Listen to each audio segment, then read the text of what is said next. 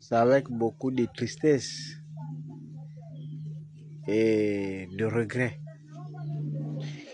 que je publie cette vidéo pour rendre hommage à ce jeune homme qui a été fusillé pour avoir revendiqué ses droits. On l'a tiré dessus et il est mort. D'après ce qu'on a comme information.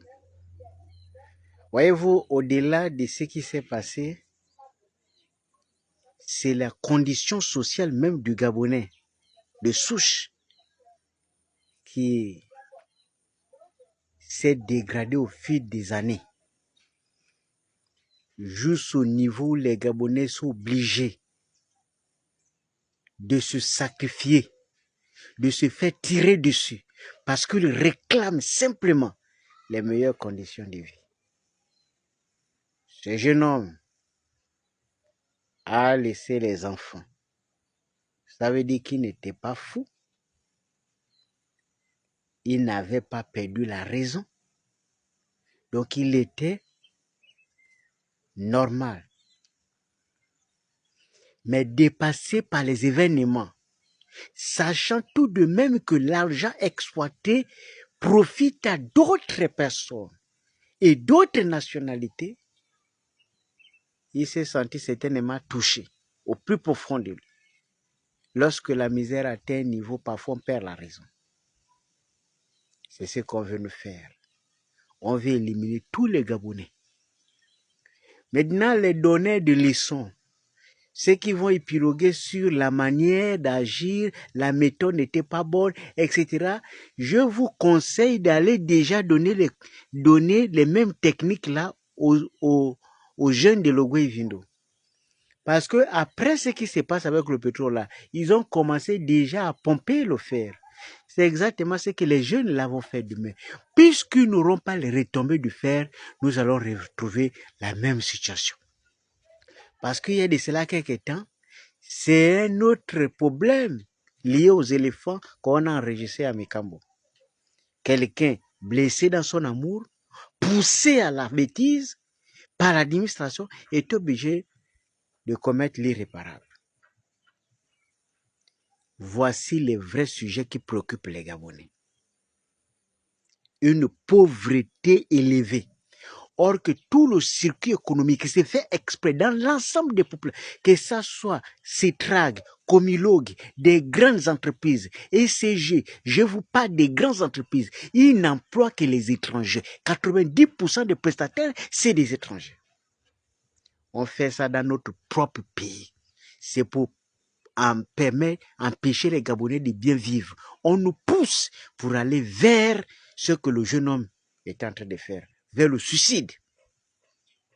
Et pourtant, il pouvait arrêter le jeune homme, peut-être à la limite et sanctionner. Et puis exploiter les raisons de sa révolte. Mais ce qui amène les autorités à supprimer le jeune homme, c'est pour que l'action qui vient de se passer serve des leçons pour quiconque va oser emprunter le même chemin. C'est ça le message. Le message n'est pas dans l'intérêt de régler le problème, mais plutôt d'envoyer une information à quiconque va oser faire la même chose. C'est ce qu'on appelle de la dictature absolue. C'est ce qu'on veut faire. On pouvait l'arrêter puisqu'il n'a tué personne. Il n'a exécuté personne. Ce n'était que des menaces puisqu'il n'a même pas brûlé un puits de pétrole. Mais lui, il a été exécuté. Donc, il n'aura plus besoin de se battre pour de l'argent puisqu'il est mort. Et on entend le prochain qui va bouder, on va aussi l'éliminer. Ainsi de suite, ainsi de suite. On ne fait que perdre les enfants. Matricule 001, Monsieur Mumbo, etc., etc., Ngwamitsa, etc., etc. La liste kilométrique des lutteurs, depuis qu'on a commencé, avec les Doukangan Zengi, avec la liste est longue, des gens, des Gabonais, du sang des Gabonais versé parce qu'ils réclament simplement les meilleures conditions de vie pour le plus grand nombre. Que Dieu veille sur lui, que Dieu protège, que Dieu fasse en sorte que le sang versé, chaque goutte versée dans ce pays, se lève un jour et révolte contre les plans diaboliques que les gens essayent d'installer pour exterminer le peuple gabonais. Que Dieu nous donne la force et le courage, et toujours que nos ancêtres qui regardent ceux qui sont encore responsables des temples de notre chère nation puissent toujours tenir bon, afin qu'un jour le vert jaune bleu puisse briller plus que là, avec à la tête des vrais fils et des dignes fils de sang de ce pays. Que Dieu nous pardonne pour nos fautes et pour nos erreurs. Je vous en prie, mes frères, il n'est plus l'heure de se discuter entre nous. Ce n'est plus l'heure de se battre entre nous. Ce n'est plus l'heure de se critiquer entre nous. Ce n'est plus l'heure de prendre des petits intérêts entre nous pour chercher à se positionner. C'est l'heure de penser à la nation. C'est l'heure de penser au pays. C'est l'heure de penser à l'intérêt supérieur de la nation. Car c'est notre pays, c'est notre bien commun, c'est le bien que nous sommes censés laisser à nos enfants. Que chacun, où qu'il soit, prenne conscience de ce qui est en train de se passer. Ce n'est pas que pour les autres, c'est pour nous tous.